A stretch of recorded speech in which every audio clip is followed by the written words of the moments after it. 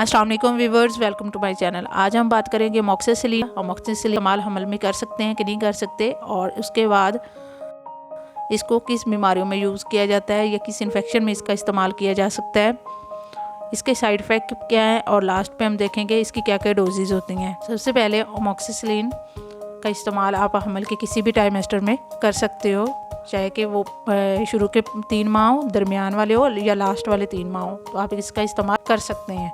अगर तो आपके फर्स्ट वाले 3 माह हैं तो उसमें आपने इसका इस्तेमाल बहुत केयरफुली करना होता है, क्योंकि ये बच्चे की नशोनुमा पे काफ़ी ज़्यादा असरअंदाज है, क्योंकि बच्चे की ग्रोथ हो रही होती है। तो ग्रोथ के दरमियान बच्चे में जो बर्थ डिफेक्ट होते हैं वो आ सकते हैं। इसके अलावा क्लेफ्ट पैलेट उसको हो सकता है बच्चे को। तो आपने पहले जो ट्राइमेस्टर है या फर्स्ट ट्राइमेस्टर में आपने इसको बड़े ध्यान से यूज़ करना होता है, या डॉक्टर की एडवाइस पे आपने इसको इस्तेमाल करना होता है, खुद से आपने इसका इस्तेमाल नहीं करना होता।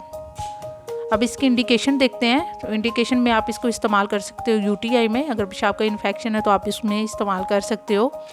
इसके अलावा चेस्ट इन्फेक्शन हुआ है, आपको निमोनिया है, इस्तेमाल कर सकते हो। दांत का कोई इन्फेक्शन चल रहा है तो उसमें भी आप इसका इस्तेमाल कर सकते हो। इसके अलावा स्किन इन्फेक्शन में भी इसका इस्तेमाल किया जाता है, गले के इन्फेक्शन में भी, और इसके अलावा इसको स्टमक अल्सर के लिए भी इस्तेमाल किया जाता है। अगर तो मैदे में ज़ख़म है तो उसको भी ट्रीट करने के लिए अमोक्सिसिलिन का इस्तेमाल किया जाता है। अब इसकी साइड इफ़ेक्ट की बात की जाए तो इसके साइड इफ़ेक्ट में वॉमिटिंग हो सकती है, नोज़िया पेशेंट को फील हो सकता है, और डायरिया हो सकता है, हेडेक हो सकती है। और अगर इसके रिएक्शन की बात की जाए, क्योंकि ये एंटीबायोटिक है तो इसका रिएक्शन भी हो सकता है। तो रिएक्शन में स्किन एलर्जिक हो जाएगी, आपको सांस लेने में प्रॉब्लम होगी, और आपको बहुत सिकनेस फील होगी, बहुत ज़्यादा आप वीकनेस फील करोगे। अब इसकी डोज की बात की जाए तो डोजेज़ में 250 mg से लेके आप 1000 mg तक इसका इस्तेमाल कर सकते हो।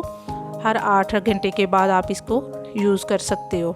लेकिन बार बार बात वही आ जाती है कि आपने कोई भी मेडिसिन खुद से इस्तेमाल नहीं करनी होती, क्योंकि इसका इस्तेमाल प्रेगनेंसी में सेफ तो है, लेकिन इसके काफ़ी ज़्यादा कॉम्प्लिकेशंस भी हो सकती हैं बच्चे के लिए भी और मदर के लिए भी। तो आपने खुद से इसको यूज़ नहीं करना होता है, बाकायदा तौर पे आपने अपने गायनाकोलॉजिस्ट से रब्ता करना होता है। उसके बाद वो आपको एडवाइस करती है कि आपने इसकी कितनी डोज का इस्तेमाल करना होता है, क्योंकि इसका इफ़ेक्ट तो हो रहा होता है, उसके साथ साथ इसके साइड इफ़ेक्ट भी हैं।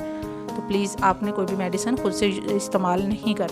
अगर आप अमोक्सिल का वैसे इस्तेमाल कर रहे हो हमल के अलावा भी, तो आप मेरे से इसके मतलब कमेंट सेक्शन में पूछ सकते हैं। इसके अलावा अगर किसी और टॉपिक पे बात करनी हो या किसी और टॉपिक पे वीडियो आप कहते हैं कि बनाओ, तो उस टॉपिक में मैं आपके लिए वीडियो बनाऊंगी। तो आपने मुझे ज़रूर कमेंट सेक्शन में बताना है।